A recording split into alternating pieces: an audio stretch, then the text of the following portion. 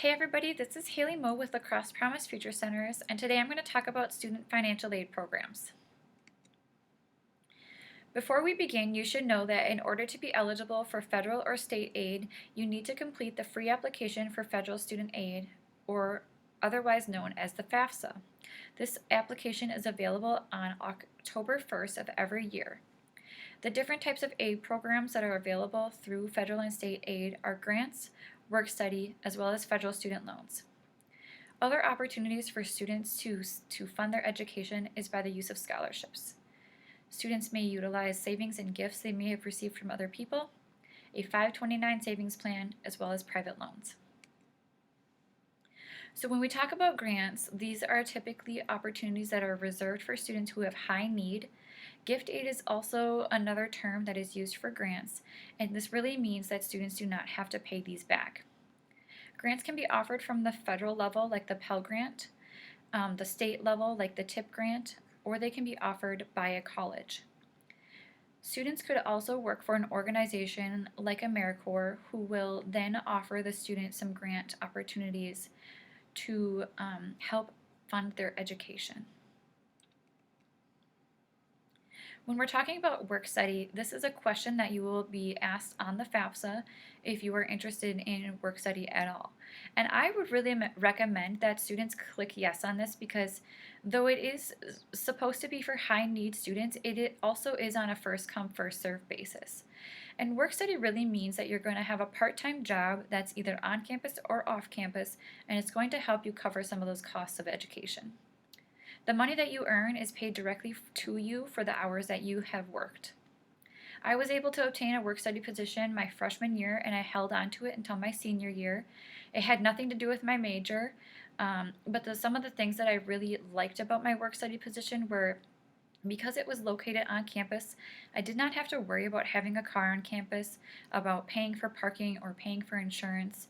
Another thing that was really beneficial for me was they worked around my class schedule, so I was never worrying about if I was going to have a conflict between my job hours and my class schedule. And lastly, the thing that I probably liked the most about my work study position was if I didn't have any work to do, I was essentially getting paid to do my homework.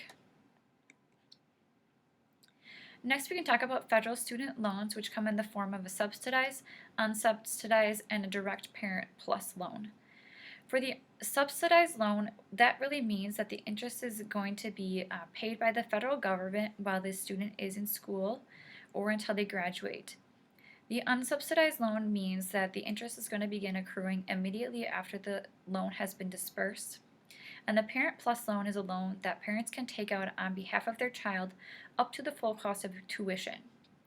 Now, typically with federal student loans, you're going to see a lower interest rate, and currently our subsidized and unsubsidized loans are sitting at a 2.75 interest rate. The Direct Plus loan is sitting at a 5.30% interest rate. Scholarships are also a great opportunity for students to fund their educational needs. One of the ways that students can find scholarships is by utilizing the La Crosse Promise Scholarship List, where we will list national, state, as well as local scholarships. Once a student is admitted to a school, they can then start to begin searching out the college-specific scholarships that are available for freshman students. If students are a part of an organization like 4-H or the Boys and Girls Club, they may also have scholarships that students can apply for.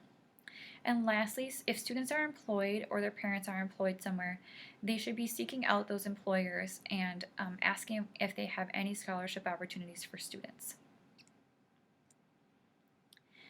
Next, we can discuss savings and gifts of money. So again, like we just talked about, if students are employed and they want to set aside some money from their paycheck into a savings account, that would be a really good time for you to start saving for college. Additionally, if you have been receiving any types of various gifts of money from holidays or birthdays, sometimes students will receive money from graduation. That is a great way to use that money, is to put it towards your education. And lastly, if there's any change that you find on the ground, of course, you can pick it up and stick that in your piggy bank for future savings. A 529 savings plan is a educational savings plan that is tax-free for families to contribute to throughout a child's life. The 529 savings plan can be opened up and made in the student's name, the parent's name, or the grandparent's name. However, if it is in the student's name or the parent's name, the amounts will need to be reported on the FAFSA. Lastly, if students and families have exhausted all of their other opportunities for funding their education, they may need to seek out a private loan. Private loans are the ones that you will typically find from your banks and your credit unions, and they will have varying interest rates. And the most important thing for students and families to understand is that private loans typically have different loan repayment plans, origination fees, and just different loan information that you should be aware about and very familiar with before you decide to take out that private loan. If students are having trouble seeking out a private loan, they're more than welcome to use this Fast Choice tool that is available on all of the college's offices of financial aid websites. This Fast Choice tool will help you find a lender that is willing to give you some money for college, and you can compare and contrast the different interest rates and information about varying loans. And then once you find a loan that is a good fit for you and your family, you will apply for this loan throughout the Fast Choice tool. Here are the resources that I use throughout this presentation, so if you need to find more information, please feel free to click on these links.